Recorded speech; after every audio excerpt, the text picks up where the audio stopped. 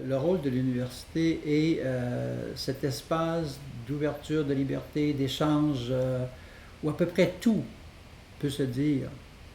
Pas nécessairement tout, mais à peu près tout peut se dire. C'est un endroit qu'on doit protéger, coûte que coûte.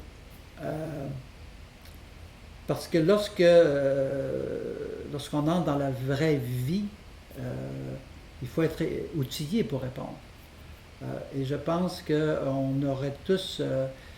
il y a des gens qui insistent beaucoup sur le service militaire. Moi, je pense que ce serait le service universitaire. On devrait tous avoir un séjour obligatoire à l'université pour être exposé à différents types d'idées, échapper souvent à la médiocrité au niveau de la pensée, et essayer d'être confronté avec des idées avec lesquelles on n'est pas nécessairement d'accord. Le travail du professeur, c'est sûr, bon, d'abord c'est en classe, de travailler, de dispenser des enseignements, mais ces enseignements-là, ça n'arrive pas tout seul.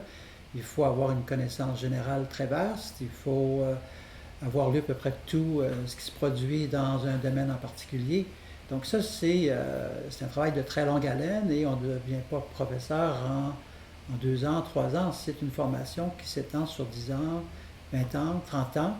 Et chaque année qui s'ajoute, c'est une année de spécialisation, d'expertise qui s'accumule. Alors, les profs, plus ils prennent de l'âge, habituellement, plus ils prennent de l'expérience, plus ils ont des connaissances globales, plus ils sont en mesure d'épauler les étudiants.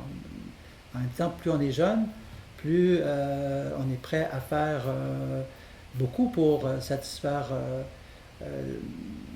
la jeune recherche et pour essayer d'être novateur. On est peut-être plus novateur quand on a 30 ans que quand on a 60 ans. Donc la première tâche, c'est l'enseignement. Une autre tâche, c'est de former la jeune recherche. Donc, s'assurer qu'on est des passeurs de relais.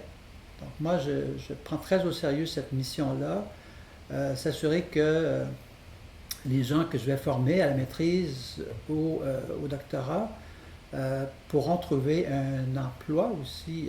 Donc, c'est à la fois de contribuer à façonner ce qu'ils sont, ce qu'ils souhaitent être, et aussi les accompagner dans la mesure du possible sur le marché du travail. Et souvent, quand on a une maîtrise, un doctorat en philo, en Sciences Po, on s'inquiète, est-ce qu'on aura des chances d'être embauché? Alors, moi, ce jour, j'ai beaucoup de succès avec mes étudiants. Le taux de placement de mes étudiants, ça frôle le 100%. Donc, je suis très content de ce qu'on fait parce que c'est de donner sens à ce que les jeunes veulent réaliser et de les appuyer dans la mesure du possible. Alors, donc, il va m'arriver comme prof d'université, en plus de l'enseignement, de l'accompagnement des étudiants, où je vais les associer à mes travaux, où je vais co-rédiger des textes avec eux, où sur une base quotidienne, on va s'interpeller, on va se lancer des défis, on va essayer de penser, de retravailler la matière. Je vais aussi travailler beaucoup avec des collègues avec lesquels je ne suis pas nécessairement d'accord sur le plan scientifique, sur le plan théorique. Et l'idée, c'est de confronter nos idées et d'essayer de trouver des formules, des voies d'accommodement, sans qu'on soit là pour résoudre tous les conflits. Du fait d'en prendre conscience, je trouve que l'un et l'autre, les rivaux de la pensée, on va progresser. Alors donc le prof, il fait ça, il fait de l'enseignement, il fait de l'accompagnement, il aide les étudiants à élaborer des projets scientifiques.